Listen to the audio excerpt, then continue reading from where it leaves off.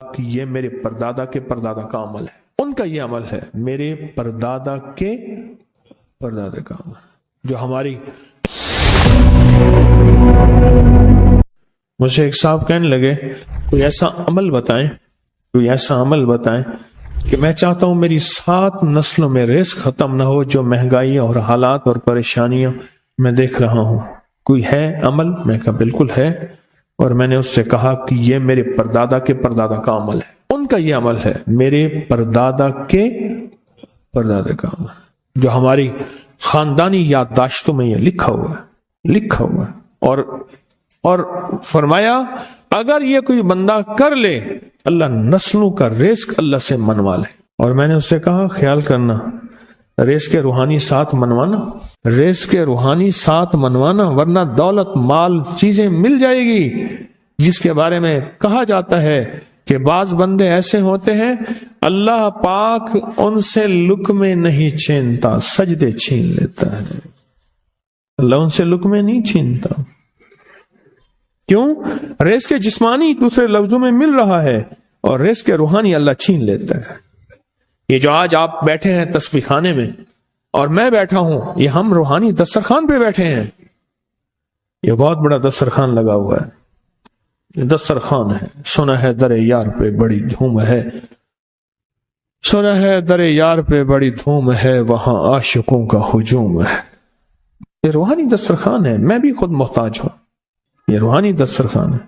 تو میں نے اس سے عرض کیا کہ ایک دسترخوان نہیں مانگنا، دونوں مانگنا، رزق روحانی بھی اور رزق جسمانی تو اس کو بھی ملتا ہے جس کو کلمہ نصیب نہیں ہوا، رزق جسمانی تو اس کو ہی ملتا ہے جس کو کملی والی کی غلامی نصیب نہیں ہوئی، رزق جسمانی تو اس کو ہی ملتا ہے جس کے ماتھے پہ شقاوت لکھی ہے، رزق جسمانی تو اس کو ملتا ہے جو اللہ کا نافرمان ہے، رزق جسمانی تو اس کو ملتا ہے جو اللہ کے وجود کا انکار کرتا ہے، رزق جسمانی تو اس کو ہی ملتا ہے جو آخرت اور قبر کا انکار کرتا ہے، رزق جسمانی تو اس کو ملتا ہے جو جنات اور برزخ کا انکار کرتا ہے، رزق جسمانی تو اس کو ملتا ہے جو خود کملی والی کی نبوت کا انکار کرتا ہے، وہ تو بے بہا لوگ ہیں، ان کو ملتا ہے۔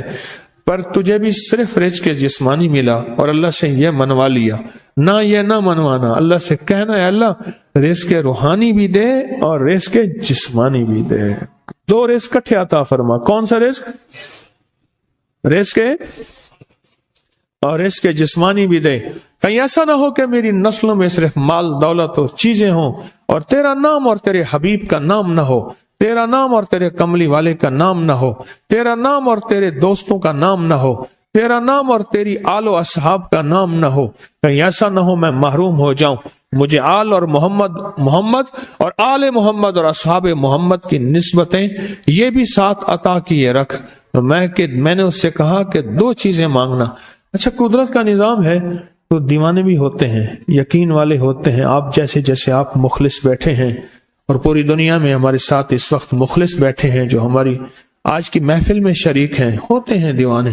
مجھ سے کہنے لگا ایک وقت ایک جگہ ہو بہت بہتر۔ میں نے اس سے کہا، میں نے کہا پھر بھی اگر ایک وقت ایک جگہ میسر نہ بھی ہو تو اگر عمل کسی وقت چوک جائے، عمل کی جگہ چوک جائے، عمل کا وقت چوک جائے، مجبوری میں نہ ہو تو بہتر ہے، پر توجہ نہ چوکے، دھیان نہ جائے، استحضار نہ جائے، یقین نہ جائے، اور سچا یقین ہو کہ میرا اللہ خود کہتا ہے یہ مانگنا بھی تو اسی نے دیا ہے نا، جب اس کریم نے مانگنا ہی خود دیا ہے تو عطا بھی خود کرے گا۔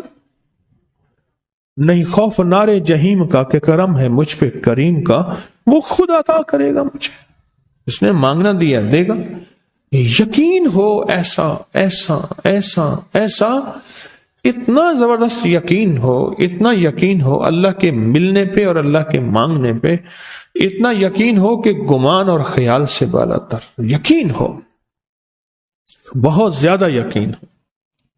یاد رکھیے گا میری بات، میری طرف دیکھتے رہیں، یاد رکھیے گا جس کو ملا ہے یقین کی طاقت میں ملا ہے، اور جس سے چھنا ہے بے یقینی نے اس سے سب کچھ چھین لیا، بے یقینی نے اس سے سب کچھ چھین لیا ہے۔ جس کو ملا ہے یقین کی طاقت سے ملا ہے، یقین ہو کہ میں کر رہا ہوں اور اللہ مجھے دے دے گا، کہا کہ کیسا یقین ہو؟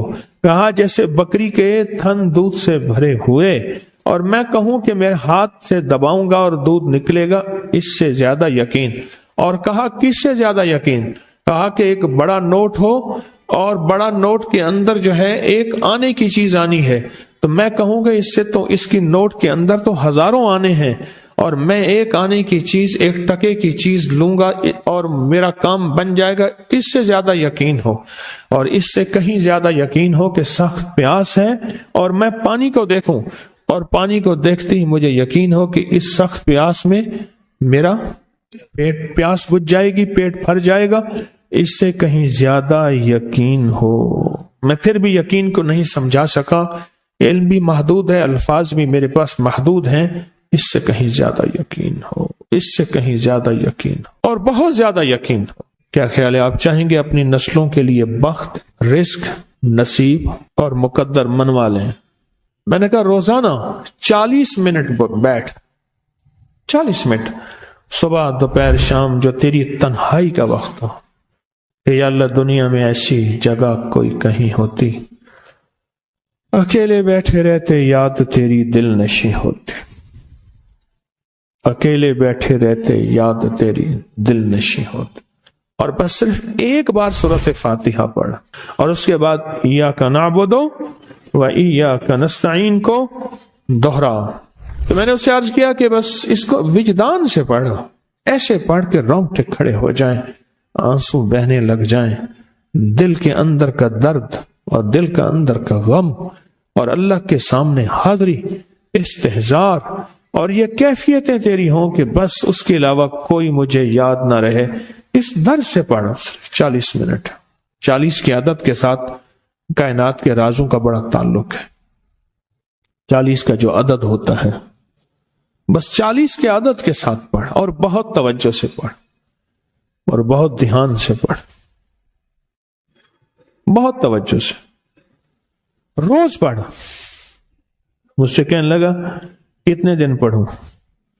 تو میں نے اس سے کہا مجھ سے یہ دن نہ پوچھ، تیرا دل خود بولے گا کہ فیصلے ہو گئے ہیں، بس ختم، دل خود بولے گا۔ یہ بتائیں کہ پیٹ بھرتے ہوئے کوئی گھنٹی بجتی ہے، یہ دل خود بولتا ہے کہ پیٹ بھر گیا۔ پیاس میں بھی کوئی کہتا تو نہیں ہے کہ آپ کی پیاس بجھ گئی ہے، وہ دل خود بولتا ہے کہ بس اب پانی کی ضرورت نہیں ہے۔